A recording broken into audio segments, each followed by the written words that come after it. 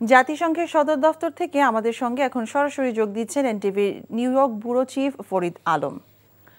ফরিদ, আজকে ডক্টর মোহাম্মদ ইউনূসের কি কি কর্মসূচি আছে আমাদেরকে জানাবেন।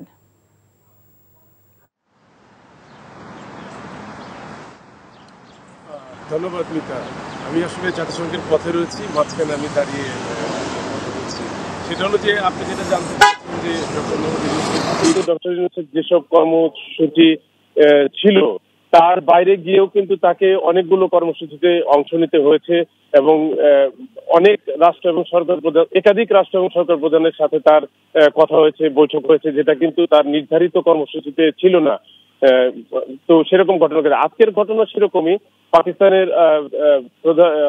প্রেসিডেন্ট সহ আরো কয়েকটি রাষ্ট্রের প্রধানের সাথে তার বৈঠকের কথা রয়েছে এবং কয়েকটি বিশ্ব সংস্থার প্রধানদের সাথে তার বৈঠকের কথা রয়েছে। তো সেই বৈঠকগুলো হওয়া পর্যন্ত যেহেতু এখন সকাল, সুতরাং এখনই আমি বলতে পারছি না যে কি কি বিষয়ে কথা হয়েছে, কি কি বিষয়ে কথা হবে। সেটা জানার জন্য আমাদেরকে আরো একটু সময় নিতে হবে। আরেকটা জিনিস আমি বলতে চাই যে গতকাল, আজকে গতকাল যে অধিবেশনের প্রথম দিনে ডক্টর ইউনূস অনেকগুলো কর্মসূচিতে অংশ নিয়েছেন, বিশেষ করে Rohingya issue, Clinton global initiative সহ আরো কয়েকটি বিষয়।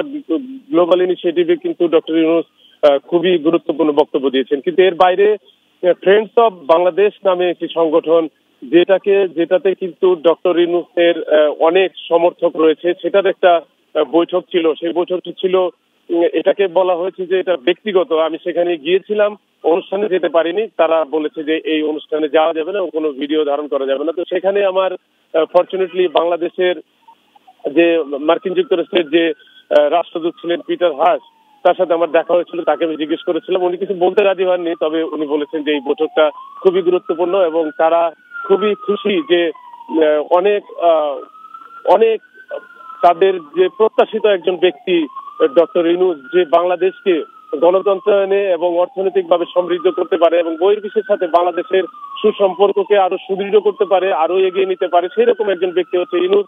সেই ইউনূস যেহেতু বাংলাদেশের সরকারের দায়িত্ব রয়েছেন, সেই জন্যই তাকে কিন্তু এই সফরের সময় ফ্রেন্ডস অফ বাংলাদেশ নামে ওই সংগঠন তাদের সাথে এটা বসেছিলেন সন্ধ্যার একটু আগে। সেই বৈঠকটি খুবই গুরুত্বপূর্ণ ছিল, যদিও সেটা আলোচনায় খুব একটা আসেনি, লাইমলাইট আসেনি। কিন্তু সেই বৈঠকে আমি মনে করি যে গতকালের রোহিঙ্গা ইস্যু, আইএমএফ এর অর্থ প্রদানের বিষয় ছাড়াও জাস্টিন ট্রুডো এবং যুক্তরাষ্ট্রের প্রেসিডেন্ট জো বাইডেনের সাথে বৈঠক ছাড়াও কিন্তু ওই বিষয়টি কিন্তু ছিল খুবই গুরুত্বপূর্ণ। সেখানে ডক্টর ইউনূস তার কথা বলেছেন, এই জুলাই বিপ্লবের কথাই বলেছেন এবং কিভাবে তাকে দায়িত্ব নিতে সেই কথাগুলো বলেছেন। বাট ওই বৈঠকটি ছিল খুবই গুরুত্বপূর্ণ। সেটা কোনো কারণে যেটা আড়ালে পড়ে গিয়েছে, আমি মনে করি সেটাও একটা বড় বিষয়। যাই হোক, আপনি যেটা জানেন।